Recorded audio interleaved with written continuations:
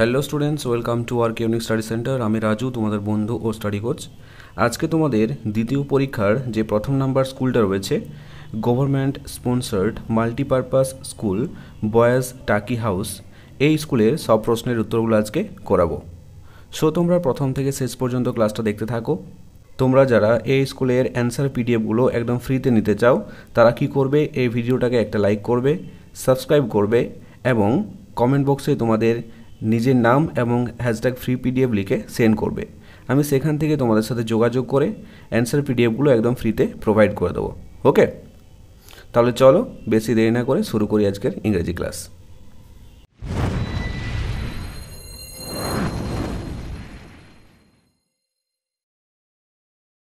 দেখো তোমাদের reading skill অর্থাৎ সিনে কি বলেছে, read the passage carefully and answer the questions that follow. এই অনুচ্ছেদটি ভালো করে পড়ো এবং নিচে দেওয়া প্রশ্নগুলির উত্তর করো। তাহলে দেখো, there was once a king and he had a queen.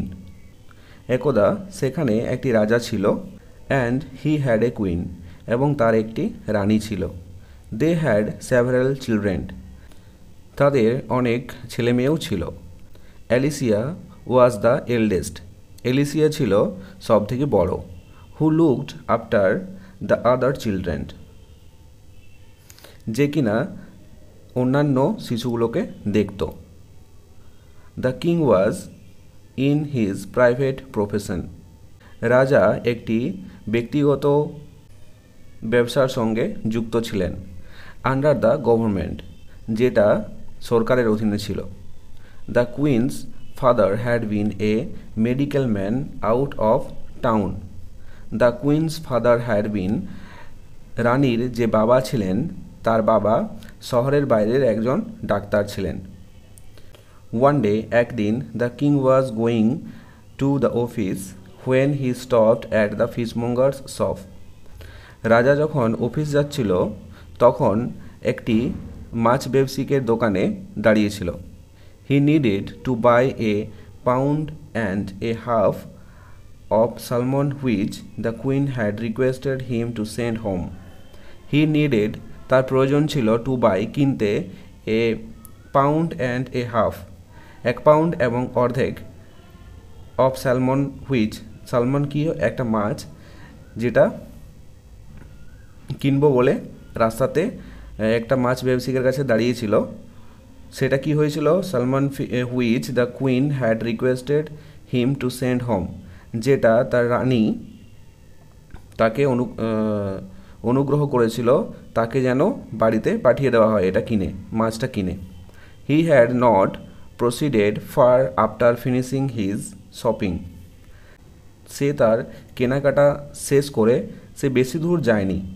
When the fishmonger's errand boy came running after him, তখন মাছের দোকানের যে পেছনের ছেলেটা ছিল সেই ছেলেটা তার পিছনে পিছনে ছুটে এলো। হি সেড, সে বলল, sir you didn't notice the old lady in our shop, sir আপনি আমাদের দোকানে থাকা বৃদ্ধ মহিলাটিকে লক্ষ্য করেননি।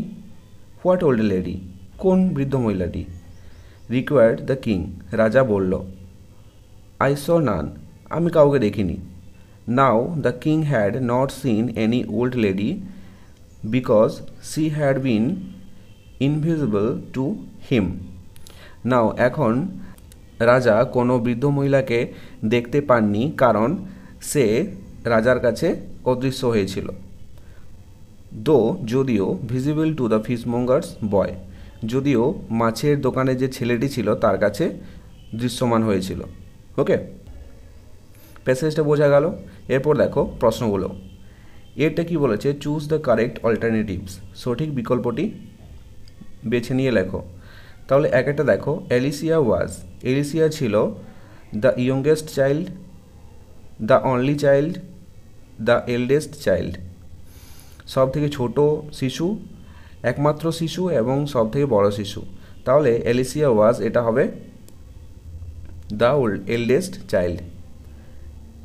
দুয়েটা দেখো, the queen asked her husband to buy, রানী তার স্বামীকে কি কিনতে বলেছিল, এটা হবে সালমন ফিশ।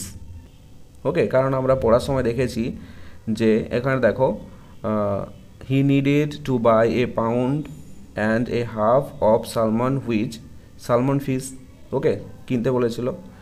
তাহলে তিনটা দেখো, the king was going to the, রাজা কোথায় যাচ্ছিল, এটা দোকানে যাচ্ছিল নাকি মার্কেটে যাচ্ছিল নাকি অফিসে যাচ্ছিল, তাহলে এটা হবে the king was going to the office, okay, বোঝা গেল।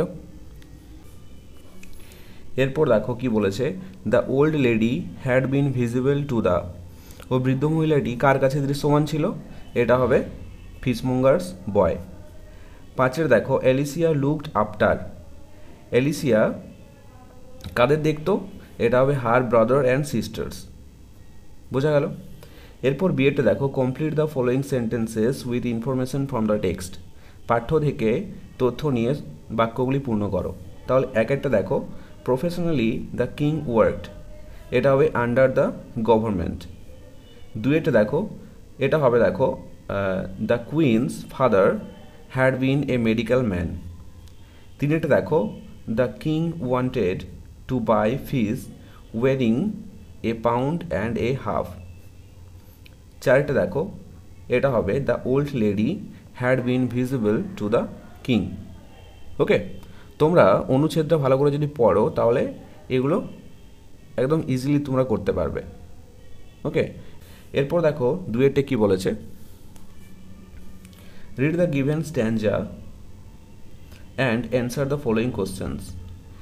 এখানে একটা কবিতার খণ্ড দেওয়া আছে, এই খণ্ডটা ভালো করে পড়ো এবং নিচে দেওয়া প্রশ্নগুলির উত্তর করো। তাহলে দেখো, then the little kite's paper stirred at the side, তারপর ছোট্ট ঘড়িটা তার কাগজটা দেখে আলোড়িত হলো। অ্যান্ড এবং ট্রামলিং হি শুক হিমসেলফ ফ্রি ফর ফ্লাইট, এবং তাকে সে ওড়ার জন্য নিজেকে ঝাঁকুনি দিল। ফার্স্ট ওয়েলিং অ্যান্ড ফ্রাইটেন্ড, প্রথমে কি হলো, ওয়েলিং মানে হচ্ছে ঘোরপাক খাওয়া। তোমরা যারা ঘুড়ি ওড়াও, হ্যাঁ, বা দেখেছো ঘড়ি ওড়াতে, তারা হয়তো জানবে যখনই প্রথমে ঘড়িটা আকাশে ওড়ে প্রথমেই, তখন কি হয়, একটু ঘোরপাক খায়, তাই না, একটু মাথাটা ঘোরায়, আমরা ওটা মাথা বলি, মাথা ঘোরানো বলি। তো কি বলেছে, ফার্স্ট ওয়েলিং অ্যান্ড ফ্রাইটেন্ড, প্রথমে কি হয়, ঘোরপাক খাচ্ছিল এবং ভয় খাচ্ছিল। দেন ব্রেভার গ্রাউন্ড, তারপর আস্তে আস্তে সে সাহস বেড়ে ওঠে তার মধ্যে। আফ হি রোজ থ্রু দ্য এয়ার অ্যালোন, উঁচু থেকে উঁচুতে সে উড়ে যাচ্ছিল, থ্রু দ্য এয়ার অ্যালোন, বাতাসের মধ্য দিয়ে একাই। Till the big kite looking down could see the little one rising steadily, till the big kite looking down could see, যতক্ষণ না বড় ঘুড়িটা নিচের দিকে তাকিয়ে দেখতে পাচ্ছে the little one rising steadily, ছোট্ট একটা ঘুড়ি আস্তে আস্তে উপর দিকে উঠে আসছে, ওকে, বোঝা গেল। এরপর দেখো কি বলেছে, অ্যান্সার দ্য ফলোয়িং কোশ্চেন্স, নিচের প্রশ্নগুলির উত্তর দাও। তাহলে একের দাগের প্রশ্নটা দেখো, write the name of the poem, এই যে কবিতাটার খণ্ডটা আমরা পড়লাম, এটা কোন কবিতাটি, কবিতাটার নামটা লিখতে হবে। তাহলে দেখো, এটা হবে the name of the poem is how the little kite learn to fly. তোমাদের মনে হয় লেসন 6-এ রয়েছে, ঠিক আছে, তোমাদের লেসন 6-এ এই কবিতাটা রয়েছে, how the little kite learn to fly, ঠিক আছে। এরপরের প্রশ্ন দেখো, হু ইজ দ্য পোয়েট, এই কবিতাটার লেখক কে। তাহলে দেখো উত্তরটা হবে ক্যাথরাইন পাইলি ইজ দ্য পোয়েট, এই কবিতাটার লেখক কে, ক্যাথরাইন পাইলি, ওকে। এরপর দেখো বিয়েটা কি বলেছে, write T for true and F for false statements, give supporting statements for each of your answers. নিচের স্টেটমেন্টগুলির মধ্যে যে স্টেটমেন্টটা ঠিক হবে তার পাশে টি লিখবে, আর যে স্টেটমেন্টটা ভুল হবে তার পাশে এফ লিখবে। তারপর যদি ভুল হয় সঠিক উত্তরটা কী হবে লিখবে, ঠিক আছে। মানে প্রত্যেকটা কোশ্চেনে, ট্রু ফলসের কোশ্চেনে সাপোর্টিং স্টেটমেন্ট দিতে হবে। তাহলে দেখো একের স্টেটমেন্টে কী আছে, the little kite was brave from the beginning, ঘুড়িটা প্রথম থেকেই সাহসিকতা তার মধ্যে ছিল, এটা কিন্তু ভুল, তাহলে কি হবে এফ। তাহলে সাপোর্টিং স্টেটমেন্ট কী হবে? First willing and frightened, then braver ground. দুয়েটা দেখো, the little kite went up alone in the air. ছোট্ট ঘড়িটা একাই উড়ে যেতে চাইছিল বাতাসের মধ্যে। এটা কিন্তু ঠিক, তাহলে পাশে কী হবে? টি। তাহলে সাপোর্টিং স্টেটমেন্ট কী হবে? Up up he rose through the air alone. বোঝা গেল? এরপর দেখো রিডিং স্কিল অর্থাৎ আনসিনে কি বলেছে, কারণ এই পরীক্ষায় তোমাদের আনসিন থাকবে, ঠিক আছে? আগের পরীক্ষায় ছিল না, এই পরীক্ষায় আনসিন দেওয়া থাকবে। কি বলেছে? Read the passage carefully and answer the questions that follow. অনুচ্ছেদটি ভালো করে পড়ো এবং নিচে দেওয়া প্রশ্নগুলির উত্তর করো। তাহলে দেখো, ভূপদেব ওয়াজ এ ডাল বয়। ভূপদেব ছিল একটা বোকা ছেলে। He always forget his lessons. সে সবসময় তার পাঠগুলো ভুলে যেত। His teacher scolded him. তার শিক্ষক মহাশয় তাকে বোকাঝোকা করতেন। দেখো, কোনো ছেলে যদি তার লেসেন্সগুলো ভুলে যায় বা বোকা হয়, তাকে কি করবে? তার টিচার অবশ্যই তাকে বোকাঝোকা করবে, তাই না? His classmates also love at him. তার সহপাঠীরা মানে তার ক্লাসের যে বন্ধুগুলো থাকতো তারা তার দিকে হাসাহাসি করতো। Yet he could not learn his lessons. তবুও সে তার লেসেন্সগুলো শিখতে পারতো না। এরপর দেখো, one day his teacher turned him out of the class. একদিন তার শিক্ষক মহাশয় তাকে ক্লাস থেকে বাইরে বের করে দিয়েছিল। He went to a water tank nearby. সে পাশের একটা ওয়াটার ট্যাঙ্কে জলের ট্যাঙ্কের কাছে চলে গিয়েছিল। He looked around and was sad at heart. He looked around, সে চারপাশে দেখতে লাগলো, and was sad at heart, আন্তরিকভাবে সে দুঃখ অনুভব করলো। Village women were coming to the tank with earthen pots. গ্রামের যে মহিলারা ছিল তারা এখানে আসতো মাটির পাত্র নিয়ে জল নিতে, তাই না? They were placing them on the stone steps. তারা সেগুলোকে কোথায় রাখতো? যে পাথরের সিঁড়ি থাকতো সেখানে রাখতো। Bhupdev was wondering how the pots stood still and did not roll down. Bhupdev ভেবে অবাক হলো যে কীভাবে মাটির পাত্রগুলো একদম সোজাভাবে দাঁড়িয়ে আছে এবং এটা গড়িয়ে পড়ছে না। He found that the repeated touch of the pots had worn away the surface of the stone. সে খুঁজে পেল যে এটা রিপিটেড টাচ অর্থাৎ অনবরত এখানে ঘষা খেয়ে এই পাথরটা কি হয়েছে? ক্ষয়ে গেছে, তাই না? পাথরের যে পৃষ্ঠটা অর্থাৎ পাথরের যে উপরিতলটা সেটা ক্ষয়ে গেছে। He felt that he could also learn his lessons by repeated practice. এবং সে অনুভব করলো যে যদি আমি এরকমভাবে অনবরত আমি অনুশীলন করি আমার পড়াগুলো বা আমার লেসেন্সগুলো, তাহলে আমি একদিন ঠিক পারবো। Later Bhupdev became a great scholar. পরবর্তী ক্ষেত্রে ভূপদেব কি হয়ে উঠলো? একটা পণ্ডিত হয়ে উঠলো, একজন পণ্ডিত হয়ে উঠলো। He also রোট মুগ্ধবোধ। সে মুগ্ধবোধ নামে একটা বইও কিন্তু লিখে ফেললো। মানে বুঝতে পারছো তো কীরকমের একটা জোশ তার মধ্যে ছিল। এ বুক টু মেক ইভেন ডাল headed students catch up with grammar easily. এই বইটা কাদের জন্য ছিল? যারা বোকা ছিল অর্থাৎ ডাল হেডেড অর্থাৎ বোকা মস্তিষ্কের ছাত্রছাত্রীরা ছিল। Catch up with grammar easily, তাদের জন্য যাতে তারা ব্যাকরণটা ইজিলি বুঝতে পারে, ঠিক আছে? তাদের জন্য এই মুগ্ধবোধ বইটা লিখে, ঠিক আছে? এটা তোমাদের জন্য একটা গ্রেট মেসেজ আমি বলতে পারবো যে তোমরাও যদি অনবরত রিপিটেড প্র্যাকটিস করো তোমাদের লেসেন্সগুলো, তোমরাও অবশ্যই এদের মতো পণ্ডিত হবে কিনা আমি বলতে পারছি না, কিন্তু ঠিক পরীক্ষায় পাস করতে পারবে, মানে পরীক্ষায় ভালো র্যাঙ্ক নাম্বার তুলতে পারবে। ওকে, বোঝা গেল? এরটা দেখো, চুজ দ্য কারেক্ট অল্টারনেটিভস। সঠিক বিকল্পটি বেছে নিয়ে লেখো। তাহলে একটা দেখো, ভূপদেব ছিল একজন বোকা ছেলে, ডাল বয়।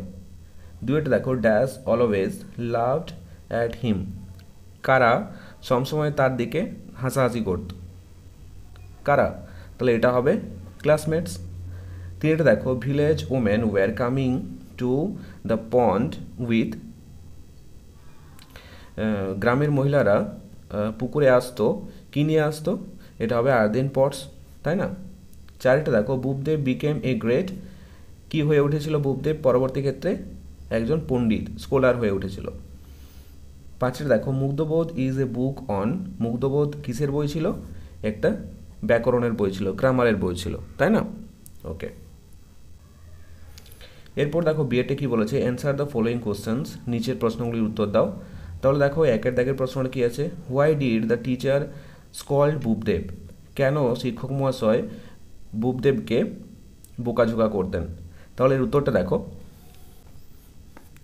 বুপদেব always forget his lesson, that why the teacher scold Bupdev, Bupdev সবসময় তার যে পাঠগুলো ছিল সেগুলো ভুলে যেত, তার জন্য তাকে শিক্ষক মহাশয় বোকাঝোকা করতো, তাই না? ওকে।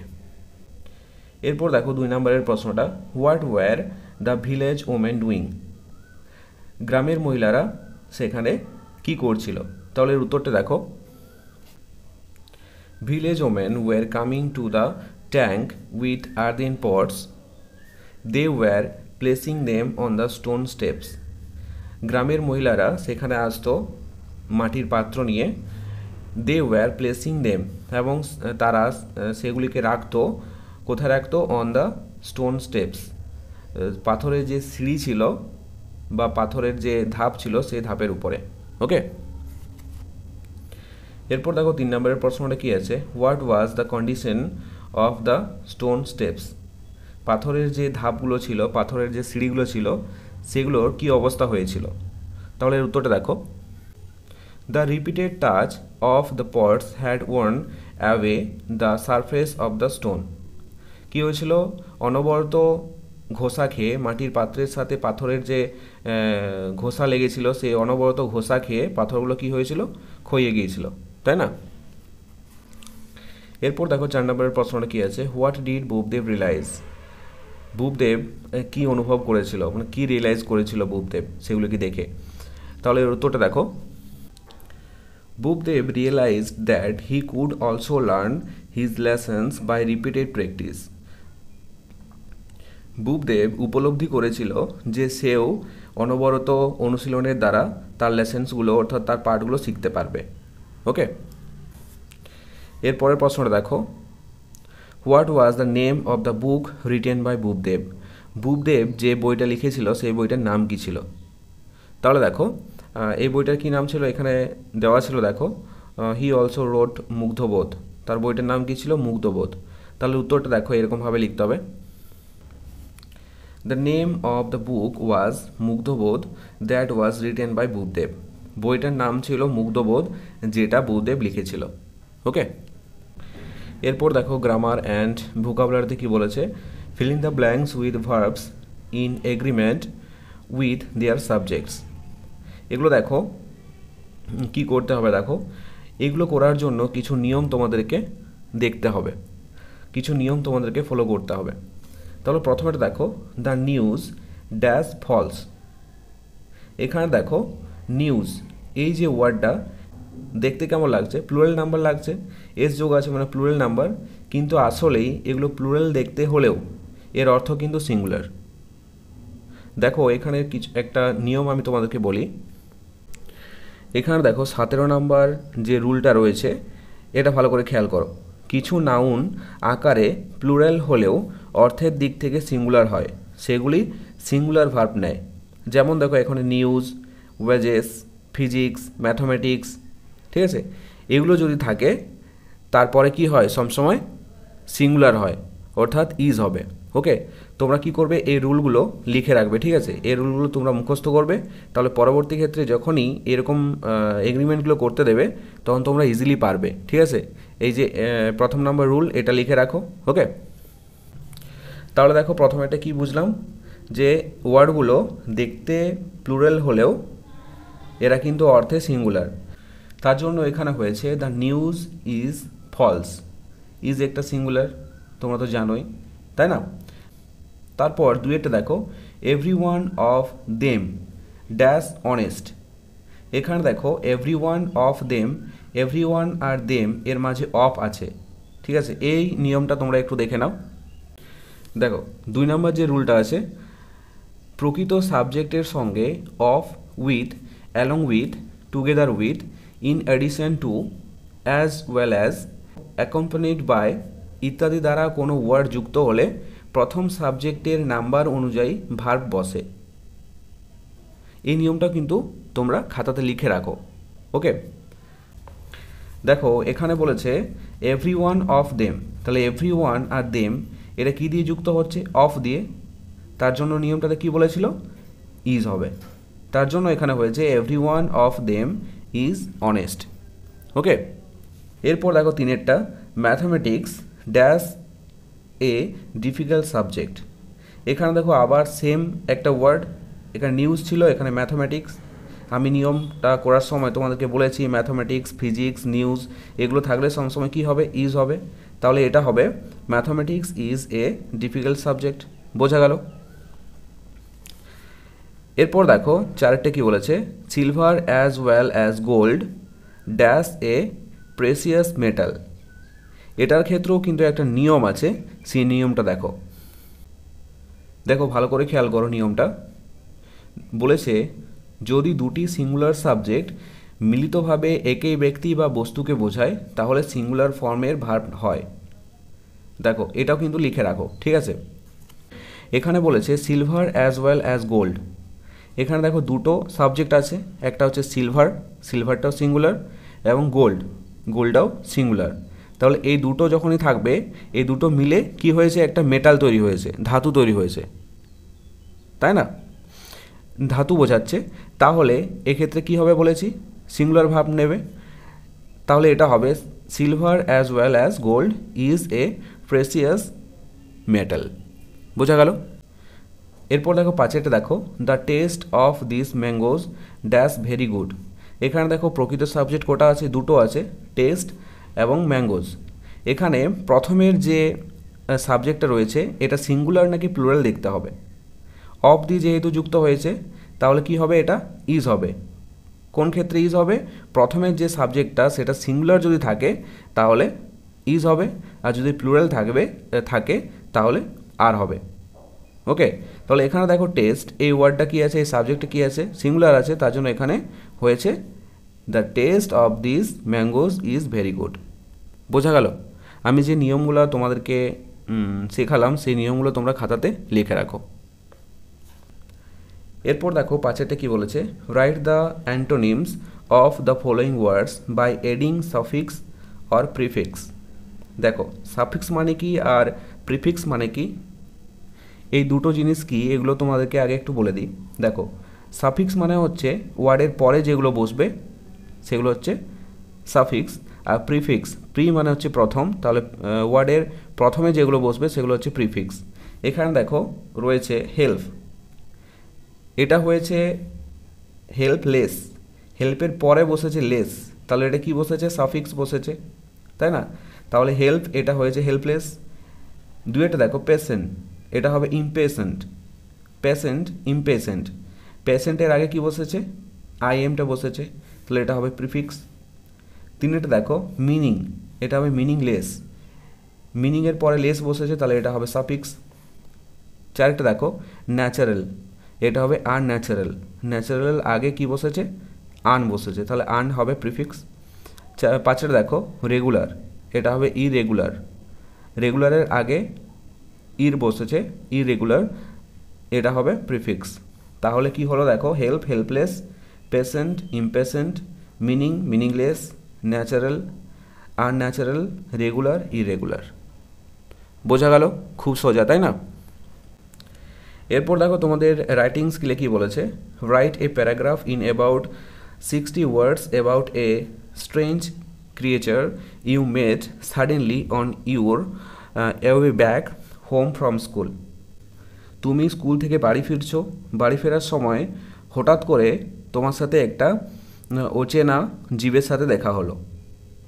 এই বিষয়ে 60টি শব্দের মধ্যে একটা প্যারাগ্রাফ লিখতে হবে। নিচের যে হিন্টসগুলো আছে এগুলো ফলো করে। তাহলে দেখো হিন্টসগুলো কী কী আছে, place and time of meeting, সেই ক্রিয়েচারের সাথে যে দেখা হয়েছিল কোথায় দেখা হয়েছিল এবং কখন দেখা হয়েছিল। ইট লুকস, এটার দেখতে কেমন ছিল। ইওর কনভারসেশন, তার সাথে কথা বলে মানে তার সাথে কথোপকথনটা কী করেছিলে। ইওর ফিলিংস, এবং তোমার মনোভাব কী হয়েছিল, ওকে, তোমার অনুভূতি কী হয়েছিল সেটা লিখতে হবে। তাহলে দেখো রাইটিং স্কিলের যে প্যারাগ্রাফটা দেওয়া আছে এটা লিখে দিয়েছি, তোমরা দেখে নাও, ওকে।